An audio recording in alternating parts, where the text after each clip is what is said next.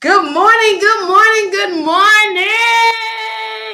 Y'all know this is what I love to do. I love our Facebook Live or our YouTube Live moments with y'all. What's up, everybody? Ain't nothing changed. What's up, everybody?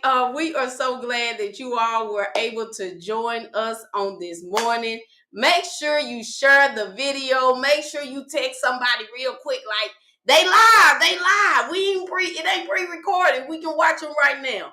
So I'm your girl Candace, and that was my sexy husband, Ramon.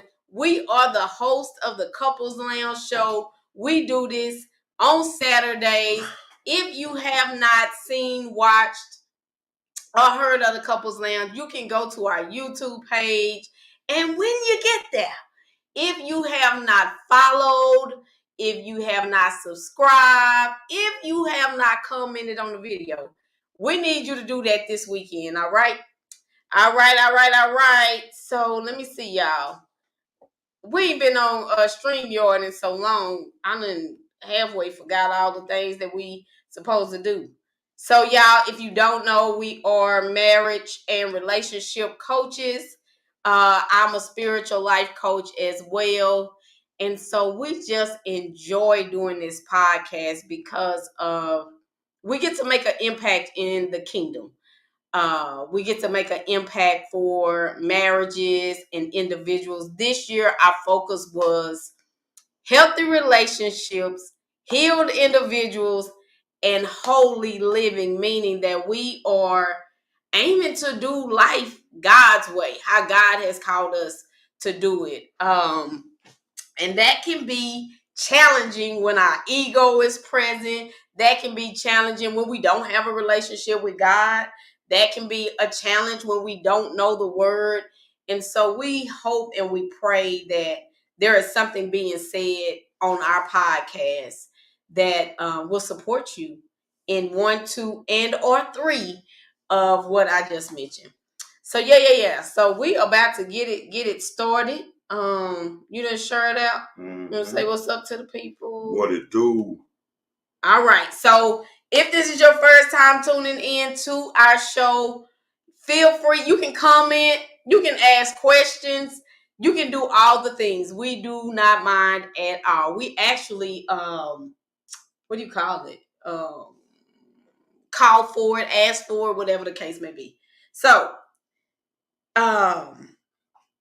today's show. So I saw a video yesterday of Sean and Lynette. I sent it to you on Instagram. They were in Africa. They were talking to a group of married people. Y'all go out and support Sean and Lynette. You can find them on Instagram. But something that they said was like, ooh, they said, when you're having conflict in your marriage, one way to show the devil that y'all still are one, that he can't mess with this, is that you got to keep having sex in the midst of conflict. And the reason I was like, ooh, is because how many times as couples, and I can raise my hand to us too, is that when you're in the midst of conflict, you're not trying to have sex. Might not even be a desire to have sex. Some people may be using the sex as a consequence or a punishment for whatever the conflict is. And so, but when they said it's a way to show the enemy we still won, despite what we going through, because as you know, having sex is the ultimate act of oneness. The ultimate act of oneness. So that is what sparked the conversation of how do we stay close in the midst of conflict. All right.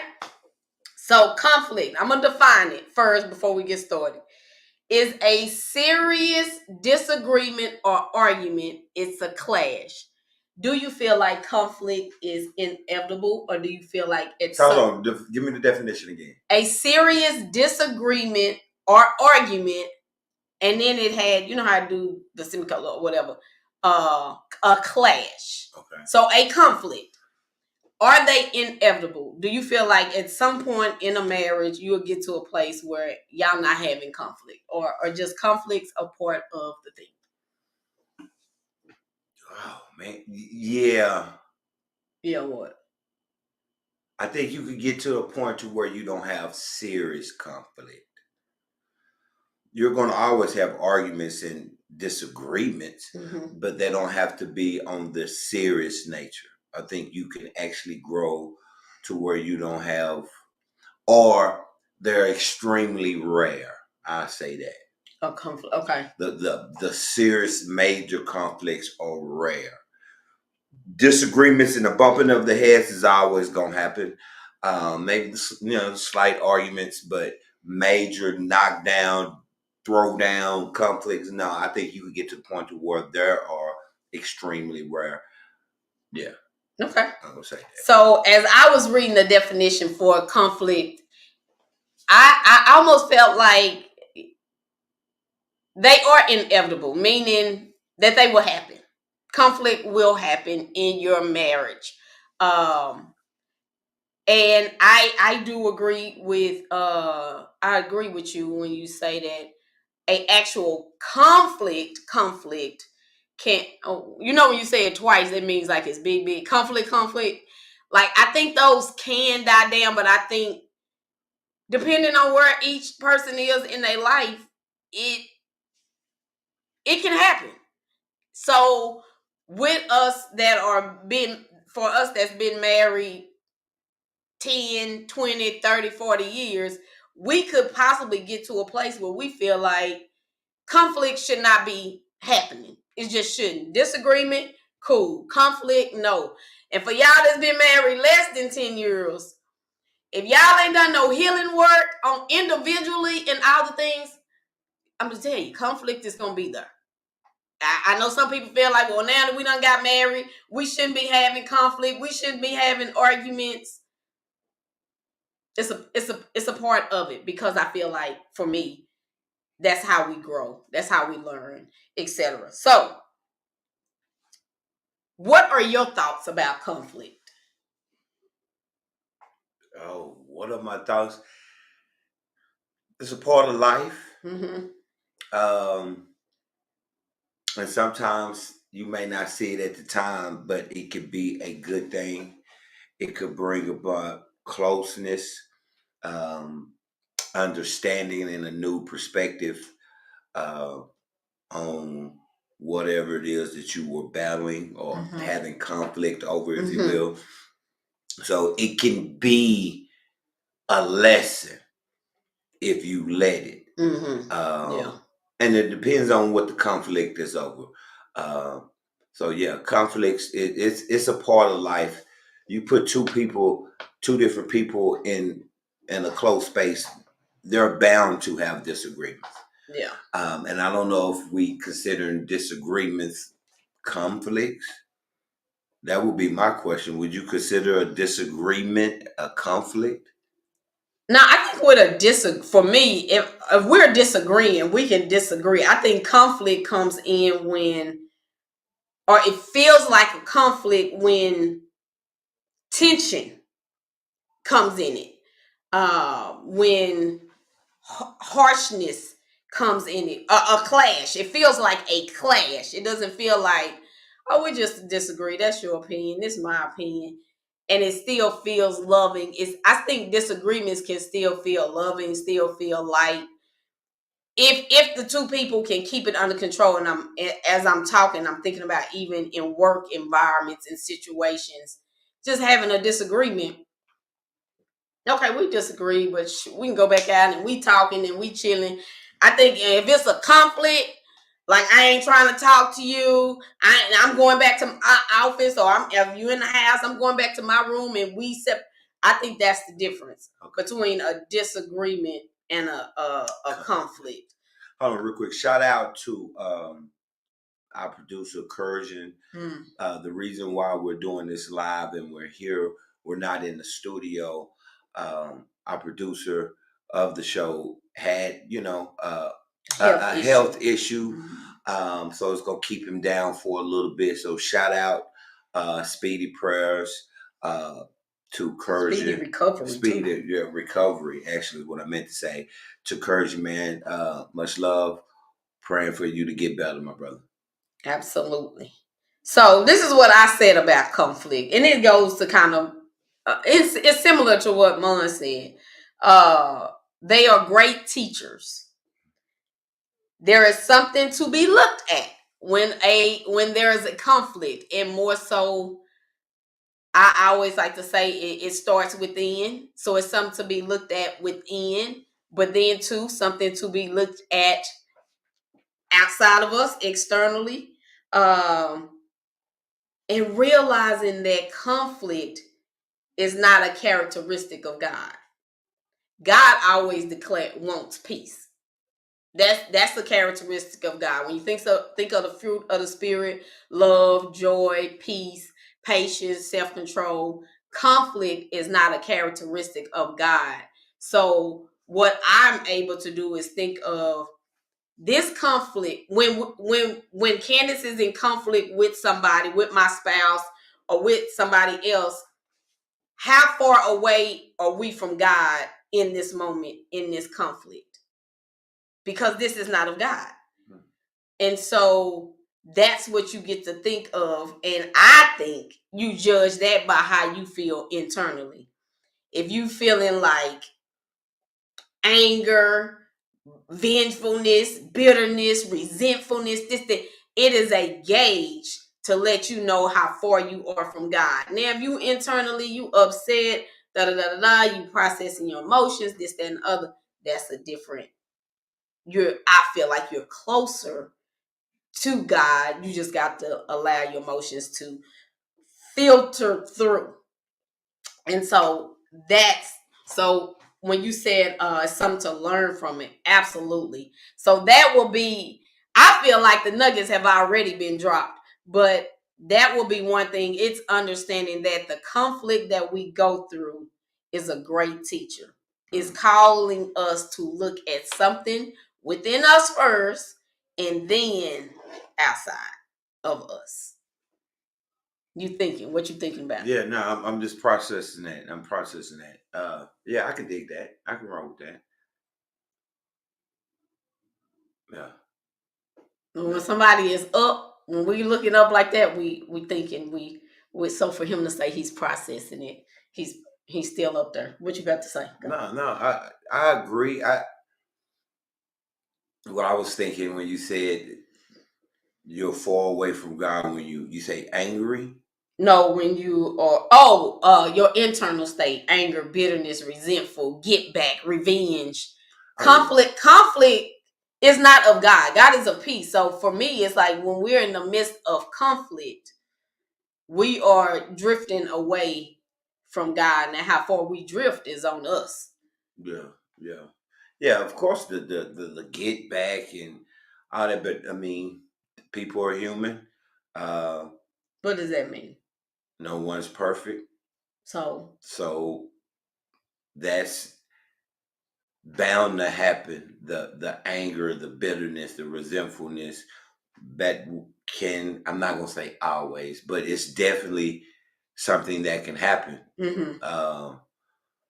How do you deal with it is the key. And because we are human, that's why we're having this show, is to for awareness. For awareness, when you and your spouse are in the midst of conflict, it is a gauge. How you feel internally. One thing is, it's a gauge of how far am I drifting away from God in this conflict. Two, it is what is trying to be healed. What is God trying to show me about me based on how I'm feeling in this conflict? And so it is always a looking of us first. I was reading this book and it said it's either the things that we go through is either about God or it's about you. It's a reflection of God or it's a reflection of you, what you experience. And I'm like, oh, and why is that important? Because that keeps us from putting all of the stuff on our spouse or you the reason I feel like this, you the reason I did, or at work, those are just two places that we are at a lot. So that keeps us in check. That keeps us in oneness with God. Like literally, if I can look at this and say, okay, God, what are you trying to show me about me? All right. Or what are you trying to show me about this conflict or whatever we talking about? Okay. And now external, this, that, and the other. So how do you stay close in the midst of a conflict? Oh, hold on. We have 15 minutes more. Hello, everybody. Welcome. Thank you for tuning in. If you have not said what's up, because y'all have not said what's up as you entered onto the forum, say good morning, say what's up, good afternoon if you're listening after we are no longer live. How do you stay close in the midst of conflict? You talking about stay close with God or with each other? With each other. Now this goes back to, like I told you, what Sean and Lynette said. So we know one way to stay close is through sex. Continue to have sex. I know a lot of times we say makeup sex is the best sex. Is good sex. I guess you don't agree with makeup sex being the best sex. Yeah. Okay, you don't agree with that. That's what the people say. Is it for you personally? Can you have sex in the midst of a conflict? Yeah. Yeah. And desire. Well, let me change that. Do you desire to have sex in the midst of conflict? I have, not always. No, no, I'm not going to sit here and lie. Not always. It depends on the conflict. Depends on the conflict. I would say that depends on what it was or what it is. So yeah, is that possible? Of course.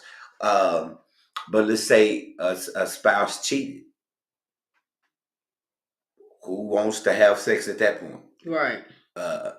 So that's, I mean, is it possible? Yeah, but you got to go to a whole nother place mentally to do that when the other one is suspected or confirmed he or she did XYZ. Yeah, that's you got to go to a whole nother place. Other than that, it just depends on what the conflict is. Am I at fault? Is it your fault? So it just depends. Yeah. And that's just my take. It just it just depends. So I pose this question to y'all. Can you have sex? Do you desire sex in the midst of a conflict? What's your take on that? As a couple, as a married couple, should you push through? Because something I heard you say is that you got to shift to a different place mentally. I'm telling you, when I thought about that, I was putting myself in that position. And I think how sex is for me, that will be a challenge for me to show up to show up and be present mentally, spiritually, emotionally, and physically. Spiritually? Sex is a spiritual. When you marry, when you married, it's a spiritual connection. It's a oneness. It's oneness with God, with you. So to show up on all four levels, that will be a challenge for me. Now, can I show up? I can show up physically. I can possibly even tell myself, for God, for my husband, show up. But mentally, I probably wouldn't be there. But it's not something that I am opposed to growing in that area. That's the area that is like, yeah, because it made so much sense to me when they said it. Yeah. Like that oneness, that closeness, because when you are in conflict, you are going apart from each other. And we've said it before on our show that space right here in between my fingers is the space for the enemy to work in our thoughts, to work physically. Yep. So I can definitely see what they are saying in regards to that. How do you stay close in the midst of conflict? You have to go. Yeah, I have my own, but Okay. I'm bounce off of you. Prayer, sex, being intentional. You would have to be intentional of staying close, fighting through whatever emotions you have, ever thoughts you're having,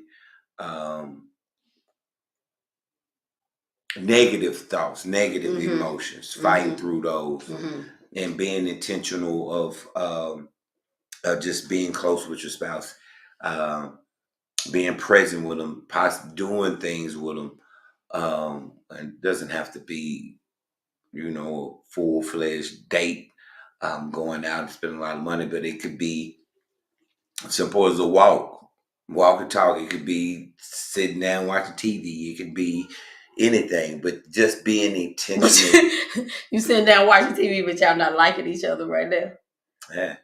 I mean, yeah. You just have to be intentional with spending time and doing something with your spouse. And I put this is, I'm telling y'all, I'm speaking now from a place of growth, a place of time with God, a place of, and I'm saying that because this ain't always been me. All right. So I'm proud to be able to share the testimony in the growth. So I put, if you have a routine, don't break your routine in the midst of conflict. I believe in the midst of conflict more times than not, once somebody is going to have to be the grown up in the situation. Put your big girl, big boy underwear on. But as we might say, be the bigger person. Don't break your routine. And when I say routine, if your routine is every day when y'all see each other, y'all welcome each other home from work, don't break that. Because you're in the midst of conflict. Even if internally you thinking, oh, I don't like him. Don't break it. If y'all normally hug each other, y'all normally kiss each other, y'all normally ask each other about y'all day, y'all normally sit on, I know some people chill out on the patio. Whatever your normal routine is when you are good, once somebody makes sure it's not broken. And it does take a power. That's one of them ones where it says, where I am weak, you are strong. Like, I don't want to do this because maybe the rejection that may come from your spouse or whatever your internal emotions, but you gotta keep with the routine, because if both parties don't keep with the routine, this is what we're doing. So stick with your routine. If you have one, you're gonna have to push through. It can't be about you in that moment. Put your ego to the side and say, this is about God. This is about what will be pleasing to God in this right now moment. Because as he said, in our humanness, we may want to show up a totally different way with each other or with your spouse. Yeah. So did you say all of yours at once? You got another one, something else come up? I said all mine. I would say this: stay close in thoughts. Explain that. Because you may be where y'all not talking, where it's when I say not talking, yeah, you talk, what we eating or where the kids at. That's not what I'm talking about. Oh, well, I'm talking to you. No. I'm talking about talking like we friends, this, that, and the other. So when you're having a space where you're not talking, or your conversation is very limited, let's say that, Stay close with them in your mind, meaning tell yourself good stuff about your spouse in your mind. Think about the good times. Think about how much you love them. Think about some fun that y'all pull some memories down. You're going to have to find a way to stay close internally if y'all don't feel close externally. That makes sense? Yeah. So stay close in thought. Stay close, because I'm telling you, your mind, and I'm speaking to you from experience. I'm speaking to you from my own personal thing.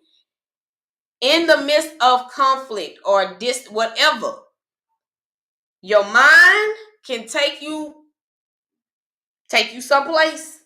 Your thoughts can take you someplace, and it will be easy to stay distant. Yeah. Definitely if you can't feel the love or whatever from the other person. So stay close in thoughts. Be loving and show love. Yes, being married, it is going to cause you to grow up. You still a child of God. You still got to stay in your childlike behavior with God. But God calls you to grow up externally. You're gonna have to just grow up. So be loving despite of, I ain't liking her, I ain't liking him, they getting on my nerve, but still be loving. Because being harsh, being mean, being ornery, being resentful, that is not of God. Never forget what you have. Yes, yes, yes. So good morning, mama. So that's another thing. And then I said this: how do you stay close in the midst of conflict? Your spiritual side must fight or talk your ego down. The spiritual side of us is going to have to check our ego for real. Talk them down like, dog, I don't need you. Dog, no, shut up. No, God, help. Talk to this ego or talk to your pain. Your spiritual side is going to have to raise up. And I just was thinking, like, this is like when people say marriage is hard. I always put this around hard. It's not marriage, that it is literally what marriage calls CALLS us to do, us to become. That is challenging because our ego, our pain, all of that want some to confirm how I feel. That is the importance of healing, so you are more clearer internally, so that things that happen ain't trying to, because our ego want to raise up. Our ego want to. So now, the more you heal that pain and all that stuff, you get to look at life totally different. So, welcome to a great conversation of how do you stay close in the midst of conflict. What from a man's perspective, because we know a lot of times they say women can be emotional. I'm gonna let you speak first before I give a comment on that.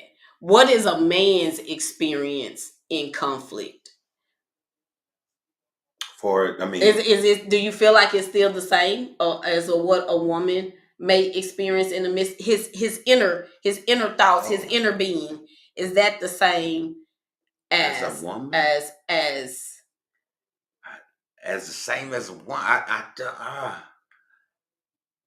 I don't know if it's the same as a woman. I've never thought about it in that. Mm-hmm. But for as a man, probably anger. That's his in the midst of conflict. Mm-hmm. Anger. Yeah, I will say that's probably the number one for him. If it comes from his wife. Yeah, anger. and hurt. Okay. And if you have a man, your husband, if you upset him and bring him to that and you hurt him, yeah, that's what he's thinking. That's what he's feeling. Um, and that can control how he speaks, how he moves, how he acts, and because he's coming from a place of hurt. He's coming from a place of anger, so he's moving differently. He's speaking differently because he's hurt, because he's angry. One or the other, or possibly even both. That I think that's probably the two emotions from a man when we in conflict. So what if the conflict was we in conflict because of him? What are y'all experiencing if the conflict is y'all stuff? What is it like? It's something I did. But we still in the midst of conflict. Right. Internally, then shame, hurt that we hurt you. If I did something to hurt you, I'm shameful. I'm hard on myself at that moment. I'm still angry, but I'm angry at myself. Resentful, not resentful. Somewhat depending on what it is, it can damn near be a little fear. Like, dang, what am I gonna have to deal with? What am I gonna have to go through because of that? So that's what we're thinking when it's our fault. But again, most of it is shame and hurt directed at us. And I'm so glad that he shared that, because what was in my mind, and I hope what y'all caught was this. People say women are emotional. We all are emotional. We are humans. We're all emotional. So in the midst of conflict, everybody is having an emotional experience, one way or the other. Just like he used both sides. If the conflict was because of the wife, or the conflict was because of him. And that same thing goes for the woman. So with that being said, let's not assume that our husbands are not having his own internal emotional feelings. And sometimes it may show up differently. Exactly. When we may not show our emotion, or we show our emotions through silence, or I don't know. We just may not show it the way y'all show it. And I know for women that not showing it, or not that, it will make you think that your husband don't care, or your husband don't have no emotions, whether it was his stuff or your stuff. I would tell you this, husbands, we want to hear. We want to hear you. Yours may not come out like ours. It might not show up in action like ours, but to appear numb to a situation is not a safe place for your wife. Is not, because I just think more times than not, a woman is going to, she gonna speak, you gonna somehow know what her emotions is. Somehow, some way. More than likely she will be oral about it. But we gotta understand that our husbands are experiencing the thing, even if they attempt to show up numb, or like it's not bothering them, or whatever. And as a person, husband or wife, if you can be numb and don't care in the midst of a conflict, your heart is hardened. Your heart is hardened. And to say this as well, in the midst of a conflict, don't let your heart get hardened. And as I was reading in the word, I'm just going to, y'all, how God, the next level of what God is doing for Candace B. Tuck, like just random stuff. But that's not what this show is about. But say what? I'm just saying, y'all. I want to share just two things with y'all. Well, one thing, like this week, like this stuff ain't never happened to me. When I wake up, like open my eyes, a random scripture just pops in my head. Like not some like a scripture that I know, like 1 Peter 3:8. And it just keeps playing in my head. And that's not even a scripture I know. So as soon as I wake up, I'm like going up there to the Bible, like, why is this happening? Why this scripture? It happened to me Monday and Tuesday. And when I tell you, the scriptures were so fitting for what I experienced on Monday and Tuesday. It was like a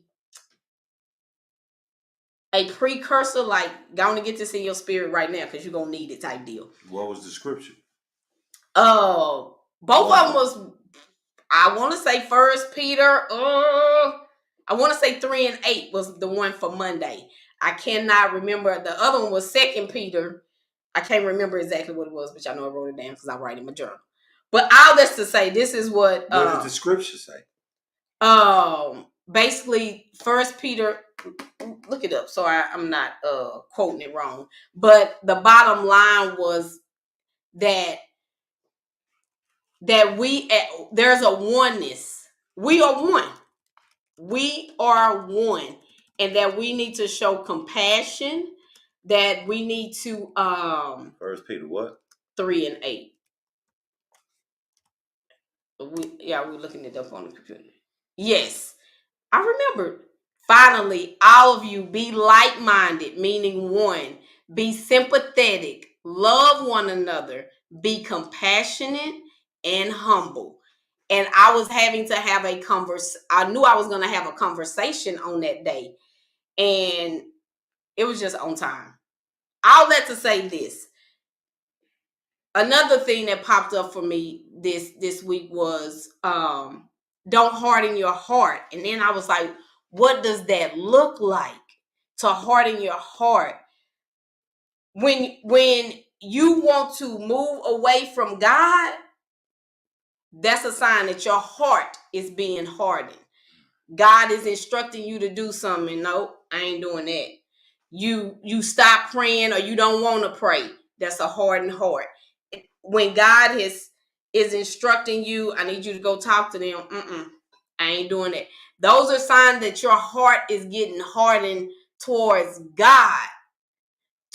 Don't ever let your heart get hardened toward God because you mad at your spouse.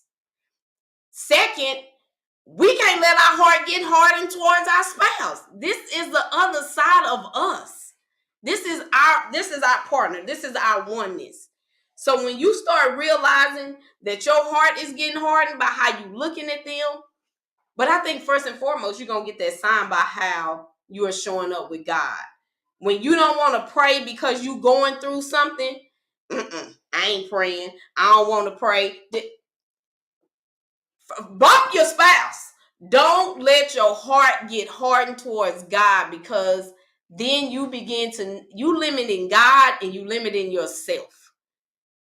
And then that in turn is impacting every and anything you touch.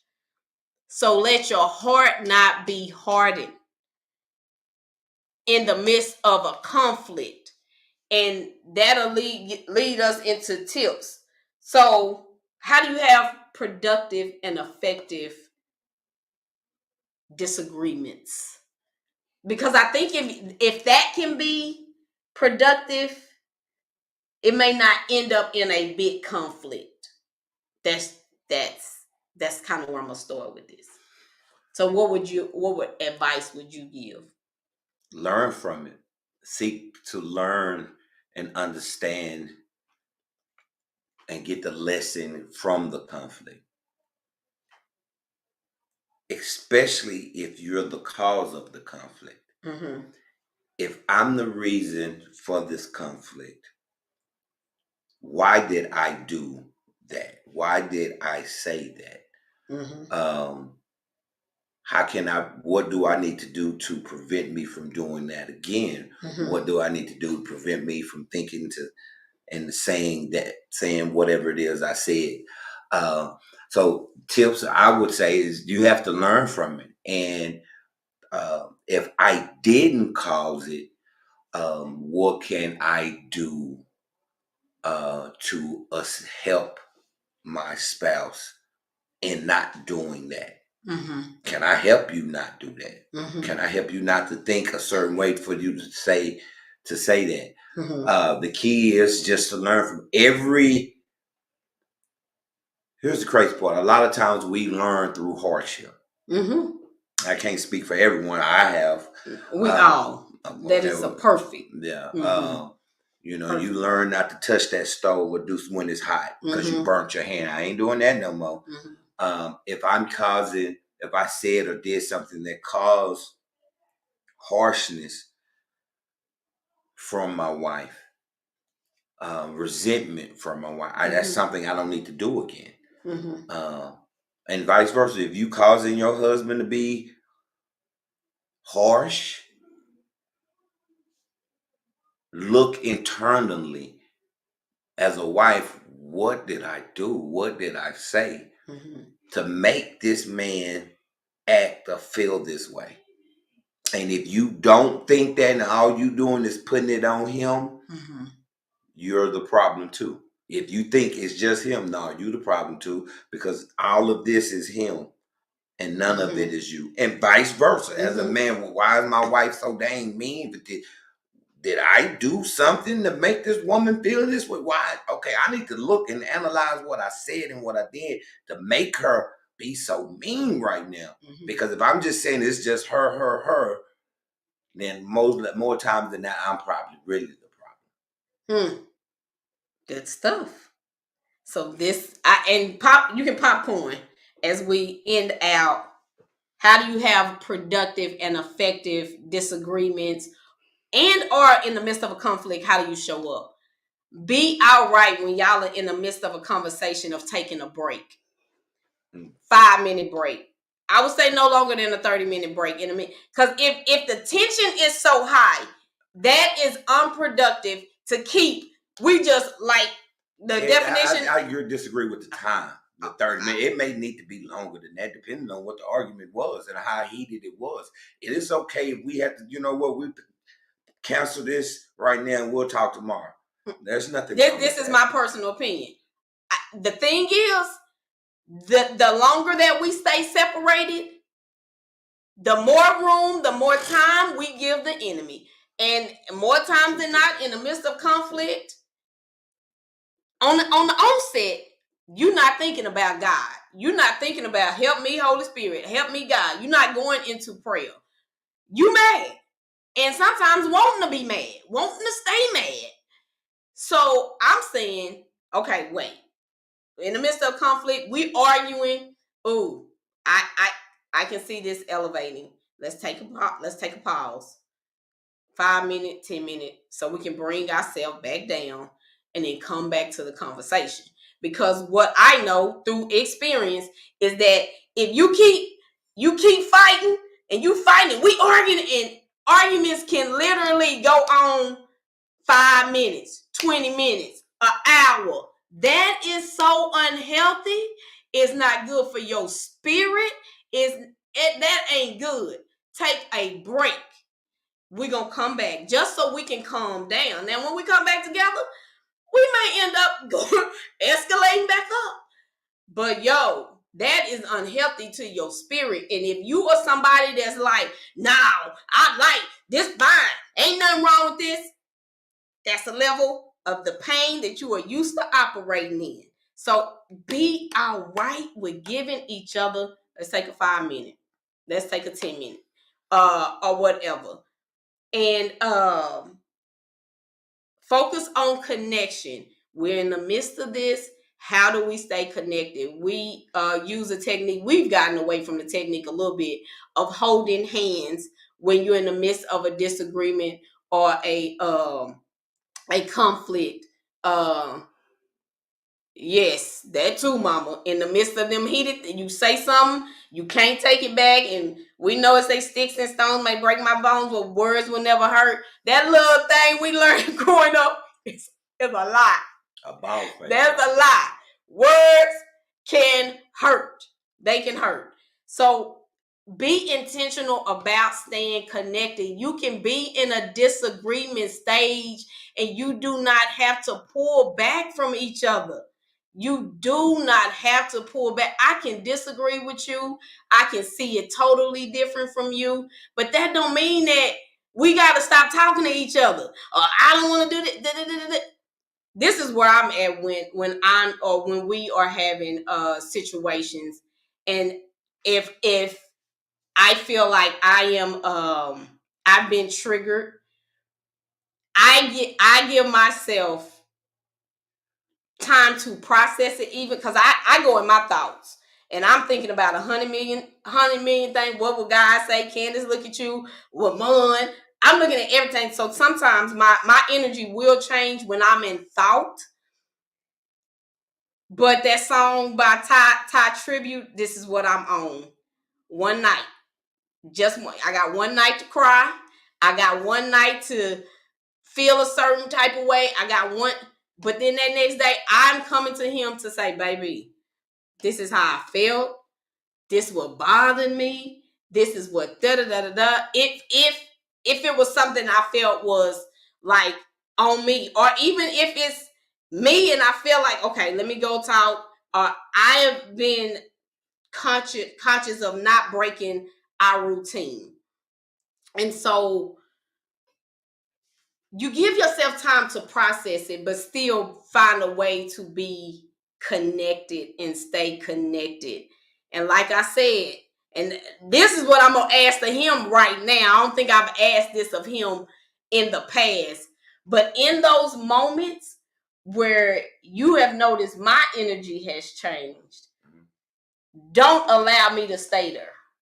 Meaning, oh, I see right now she not talking. Like you said, oh Lord, she's sleeping on that side of the bed. What's going on?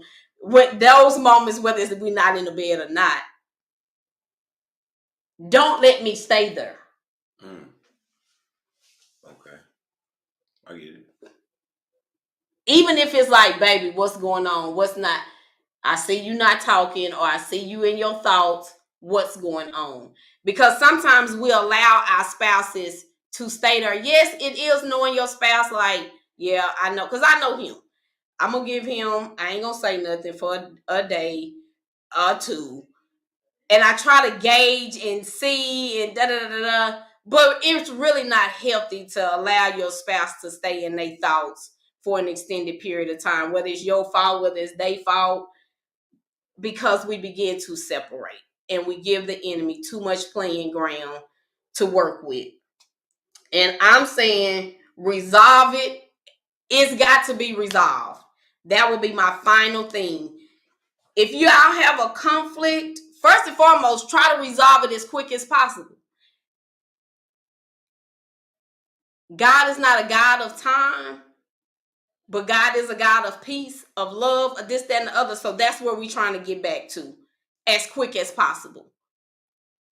As quick as possible.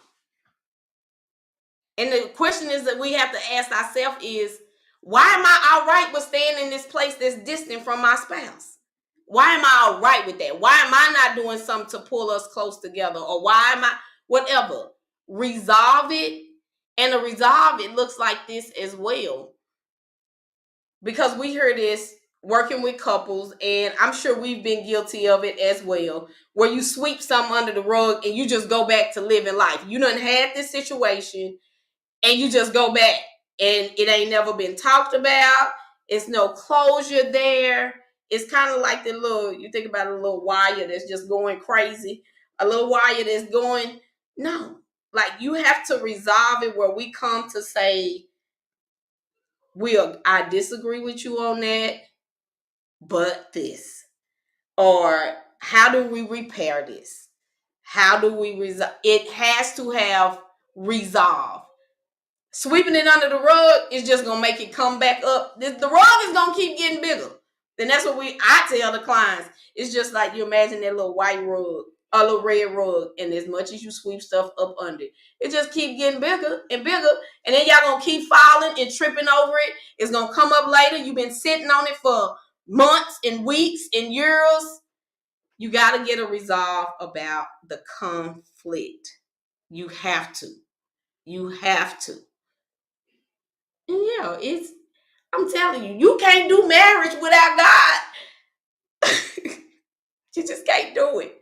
Because you need that strength and the power that comes from Him when you are weak. When your ego is bigger than your spiritual side. You gotta have God in the midst of it. So do you have anything else you want to add as to No, that was perfect. in the midst of it? No. Ditto what you just said. Well. Yeah. And I want to say this too. In all that we know, we don't know nothing. In all that we know, we don't know nothing. What do, as my husband would say, so what do you mean by that, Candace? This is what I mean. And all that we think we know about a situation where Mom was saying, that person was wrong, or you caused this to be this, one spouse thinking the other spouse caused it. That may very well be your perception. But if y'all do not talk about it, you don't even know what your spouse feels. Because both people can be thinking that the other person is the cause of the conflict. But what I'm really talking about is what we don't know is what God is up to. And all that we know about each other, we still don't know what God is doing, especially if we don't sit in a space and a time with God so He can download to you what He is doing. And then this be the crazy thing. Sometimes you don't even figure out what God was doing in the situation until it's time to reveal it. And that's why, and I'm going to put this on video, I've coined the expression, or the statement is, life is lived forward, understood backwards. In all that we know, we don't know nothing. Because the conflict that you're going through, God is trying to do a work. And He's trying to do a thing. But if you're not spending time with God, if you're not spending time with God, you're spending time with yourself. If you're not doing that, you can't even hear His downloads. You're not in a place. So again, don't let your heart be hardened towards God, because then you won't be able to even see, and you won't be open to what God is trying to do in you. So is my final thought. And that will be my somebody should have told me. So what's your somebody should have told me? How do you stay close in the midst of conflict is the title. Spend time with God. And get an understanding, and get learn the lesson that's supposed to come from the conflict. And that there, my friends, is what you experience when you tune in to the Couples Lounge. So this is what I need y'all to do. If your boo thing wasn't watching with you, you go, you pour them, and y'all watch it together. Allow us to be the talking piece. Use the pointers that we said. Y'all can agree or disagree with it. But as long as communication is big in a marriage. And the people that we support in our practice, most of it is 99% of it is communication. How we communicate. It's trouble communicating. You was going to say something? No. Oh, so thank you for tuning in. If you need support, you can reach out. You can do a discovery session. You see the link on the page. We love y'all. We love y'all. We love y'all. And we are really just grateful for the platform. We're grateful for the testimonies. I have become grateful for even our experiences because I know where God is calling us. He got to purify us. He got to purify our hearts, our thoughts. So I am grateful for this ministry. I'm grateful for what we go through, what we experience, and how we get to change, elevate, become one, come closer with ourselves, but more importantly, we get to come closer to God. So thank y'all for tuning in to the Couples Lounge. Make sure you tell somebody and tell them what they need to do, baby. Hit the subscribe button, man. All right. And we out. Peace.